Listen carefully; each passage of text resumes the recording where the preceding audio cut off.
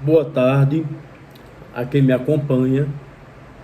Estou aqui apresentando, talvez pela segunda vez, um livro que eu li no período do Covid. Esse livro chegou às minhas mãos e sua autora é uma princesa da corte da Inglaterra, é Sua Alteza Real, a Princesa Michelle de Kent. Esse livro foi escrito em 1986, mas em 2011 é que eu tive a oportunidade de fazer a primeira leitura e uma leitura mais sistematizada no período em que eu fiquei em casa com Covid. Então esse livro é Coroadas em Terras Distantes. Esse livro é o fascinante retrato das vidas de 8 poderosas princesas que, por casamento, tiveram que se adaptar às suas novas pátrias. Catarina a Grande, que foi uma imperatriz na Rússia, uma rainha e uma mulher implacável com seus inimigos, mas generosa para aqueles que ela queria bem. Maria Antonieta, a encarnação de uma vida frívola, tragada pelo ódio da Revolução Francesa. Maria Antonieta era uma princesa da casa de Habsburgo-Lorraine da Áustria. Maria Carolina, irmã de Maria Antonieta, que torna-se rainha de Nápoles, um dos estados mais importantes da Itália e das duas Sicílias.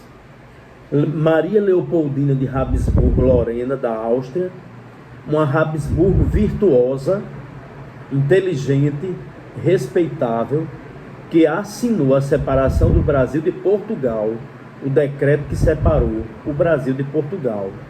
A primeira imperatriz do Brasil, que sofreu muito nas unhas de um imperador bastante narcisista. Eugênia, a encantadora imperatriz dos franceses. Vicky, a filha da rainha Vitória, a imperatriz, a grande imperatriz dos ingleses.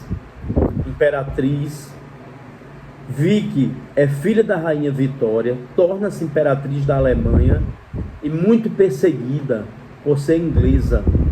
A rainha Alexandra, rainha consorte de Eduardo VII, uma mulher excepcional, tanto pela beleza como pela bondade, pelo comportamento. Maria Feodorovna, uma cesarina da Rússia, a borbulhante irmã de Alexandra. Então esse livro vem escriturar sobre a vida dessas mulheres que saem da sua casa, da sua terra, para serem imperatrizes ou rainhas em terras distantes, que é o caso de Catarina da Rússia, a grande imperatriz da Rússia, ou de todas as Rússias.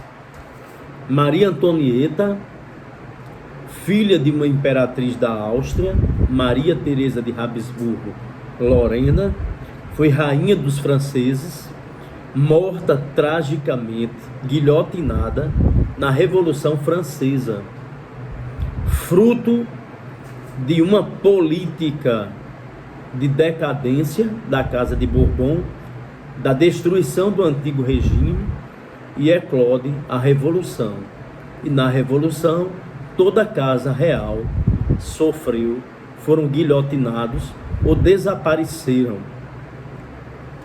Maria Carolina foi uma grande rainha em Nápoles e também nas duas Sicílias.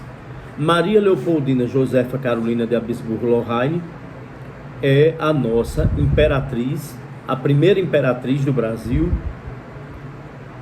ela tinha uma formação intelectual voltada para o absolutismo, gente, tá certo? Maria Leopoldina recebeu da sua mãe e da sua família uma educação voltada para o estado absoluto.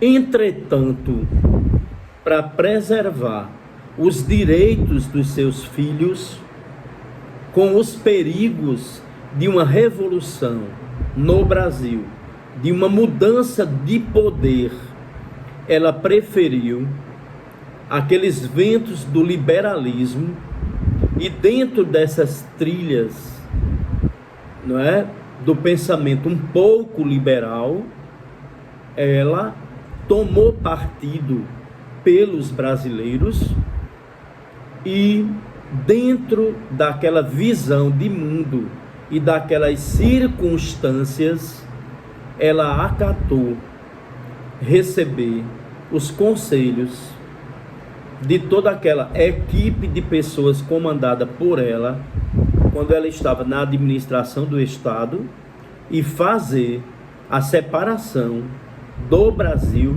de Portugal, assinando o decreto. O decreto que foi lido pelo príncipe Pedro, lá em São Paulo, perto do Ipiranga, não é? E que faz ele dizer que o Brasil estava separado de Portugal.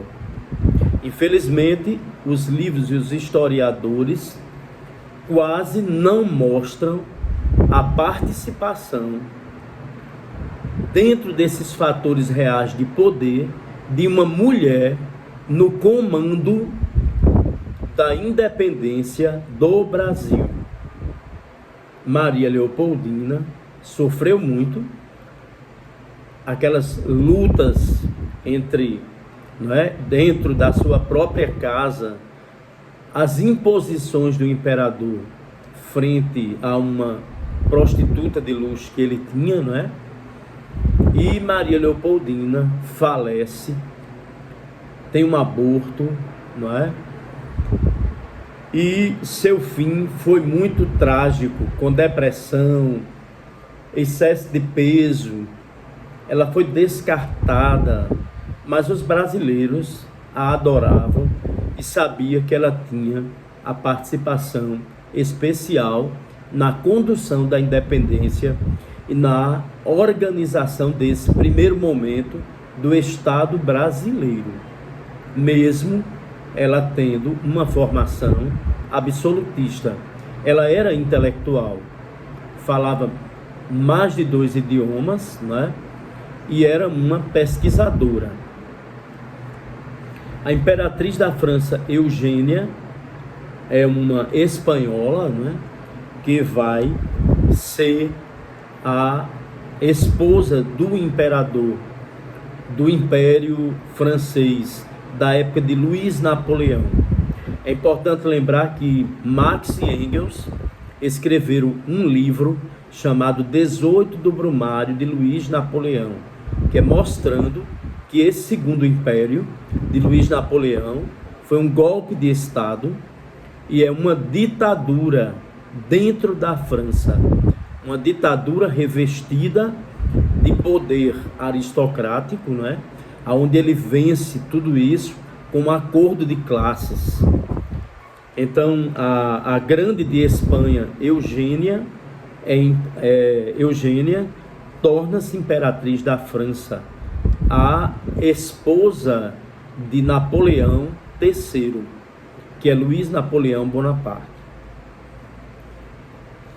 Pessoal, eu desejo que vocês encontrem no mercado esse livro, um livro interessante, não é?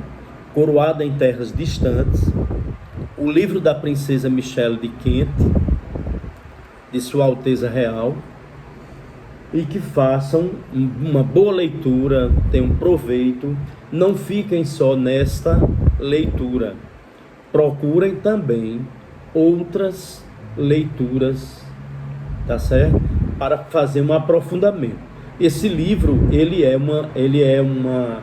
tem uma formação historiográfica um pouco não, positivista, tá certo? Então é a história através, não é? Através daquele que comanda dentro dessa perspectiva, não é? Daquele herói, tá certo? Ele não tem uma perspectiva crítica materialista histórica, nem psicanalítica. Ele tem uma perspectiva, não é, do historiador que está descrevendo aquilo que aconteceu dentro da visão tradicional, tá certo? Ele não vai buscar lutas de classes. Então eu desejo uma boa leitura, não deixem de ler o livro, ele é muito bom.